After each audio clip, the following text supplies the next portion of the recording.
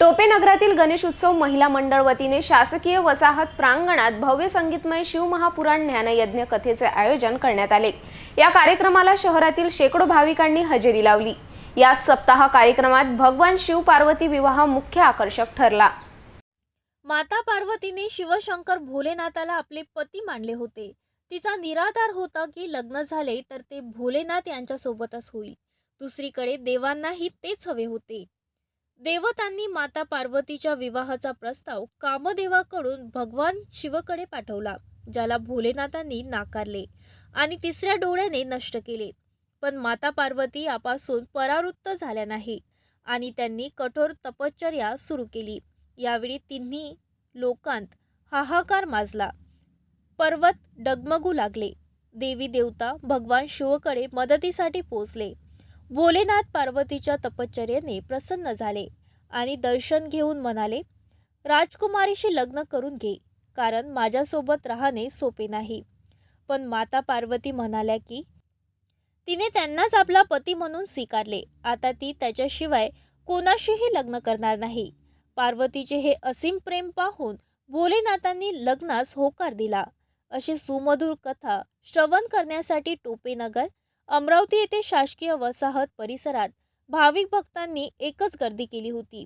तिवसा तालुक्यातील कुर्हा येथील कथा प्रवक्ते श्री देवाशीष महाराजांनी शिव महापुराण ज्ञानयज्ञ सप्ताहामध्ये आपल्या कर्णमधुर वाणीतून शिव पार्वतीच्या विवाहाचे विवचन केले।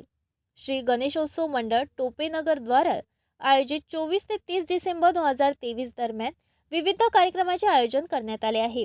यावर्षीच्या आकर्षणाचे केंद्रबिंदू ठरले आहे ते म्हणजे शिवमहापुराण ज्ञानयज्ञ सप्ताहाचे भव्य आयोजनाचे। या संगीतमय सप्ताहात बुधवारी शिवपार्वतीच्या विवाह सोहळा दरम्यान जणू कैलाश पर्वतावरील दृश्य भाविक भक्तांच्या वतीने अनुभवल्याचे चित्र यावेळी दिसून आले।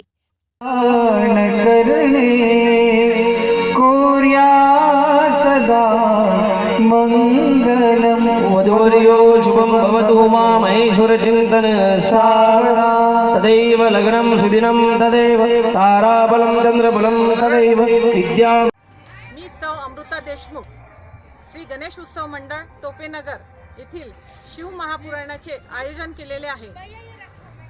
2 ते 6 या कथेचा वेळ आहे। तसेच सर्व अमरावतीवासियांना तसेच टोपेनगरवासियांना मी आवाहन करते की तुम्ही या कथेचा लाभ घ्यावा।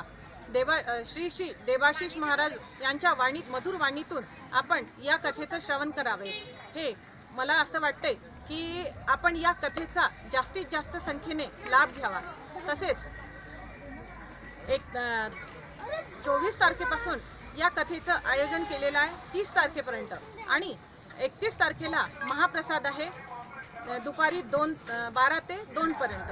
तसेच तुम्ही त्या प्रसादाचाही सर्वांनी आस्वाद घ्यावा ही माझी नम्र विनंती।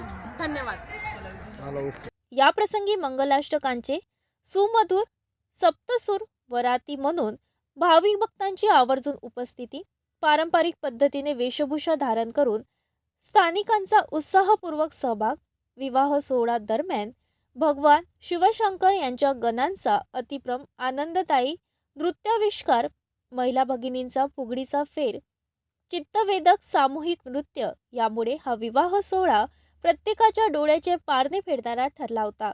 यावेळी भाविक भक्तांच्या वतीने शिव महापुराण कथेची सामूहिक महाआरती करण्यात आली। या प्रसंगी टोपेनगर येथील श्री गणेशोत्सव महिला मंडळाच्या प्रमुख अमृता देशमुख, अर्चना ठाकूर, सपना पनपालिया, सुशीला राठोड, ज्योती जाजू, माधुरी मेंडसे, सीमा तायडे, नीता मालधुरे सह स्थानिक ज्येष्ठ नागरिक, महिला भगिनी व युवक बांधव मोठ्या संख्येने उपस्थित होते। या आयोजन संदर्भात अमृता देशमुख यांनी प्रतिक्रिया दिली।